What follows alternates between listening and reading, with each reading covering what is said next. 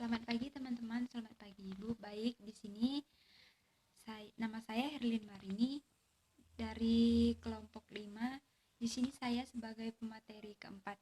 Saya membahas tentang periode pasca kelahiran meliputi 2 penyesuaian, yaitu yang pertama penyesuaian fisik dan yang kedua penyesuaian emosional dan psikologis. Kita bahas yang pertama dulu, penyesuaian fisik. Penyesuaian fisik yaitu di mana seorang ibu bisa saja sangat berenergi atau malah merasa sangat lelah dan kecewa. Walaupun perubahan tersebut normal, akan tetapi kelelahan dan kekecewaan ibu bisa saja mengurangi tingkat kebahagiaan dan kesejahteraannya, serta mengurangi keyakinan si ibu dalam mengurus bayinya dalam kehidupan di keluarga baru mereka. Contohnya yaitu penyesuaian fisik seorang ibu yang baru saja melahirkan. Contohnya ketika seorang ibu saat melahirkan akan terjadi perubahan bentuk fisik.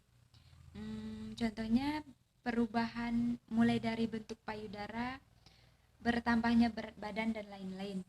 Setelah melahirkan, tidak secara otomatis akan kembali ke bentuk semula. Meskipun setelah melahirkan ibu akan kehilangan berat tubuh, tapi ternyata tidak langsung membuat bentuk tubuh kembali normal seperti sebelum hamil. Terutama bagian pinggang akan berukuran lebih besar daripada sebelumnya. Yang kedua, penyesuaian emosional dan psikologis, yaitu goncangan emosional sangat umum dijumpai pada ibu-ibu setelah melahirkan. Tidak hanya ibu, ayah juga mengalami banyak penyesuaian, meskipun mereka tidak di rumah sepanjang hari bekerja. Contohnya, goncangan emosi yang sering membuat ibu merasa cemas, bingung, bahkan depresi pada sekitar 2 atau 3 hari setelah melahirkan. Kita lanjutkan yang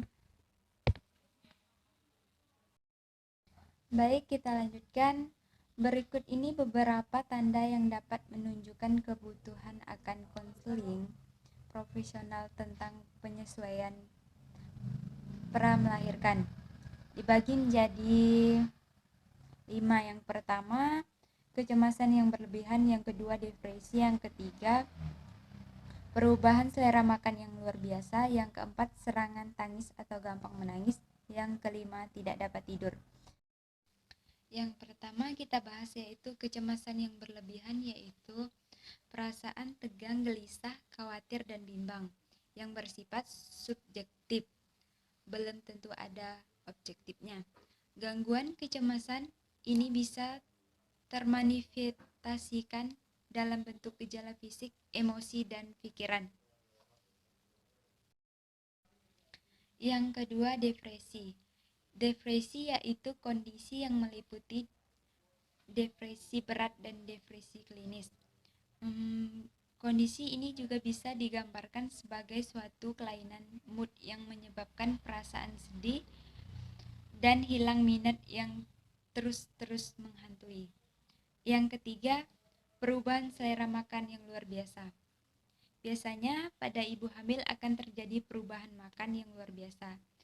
Bisa karena seorang ibu ingin atau memilih makanan yang dia suka atau sering disebut ngidam.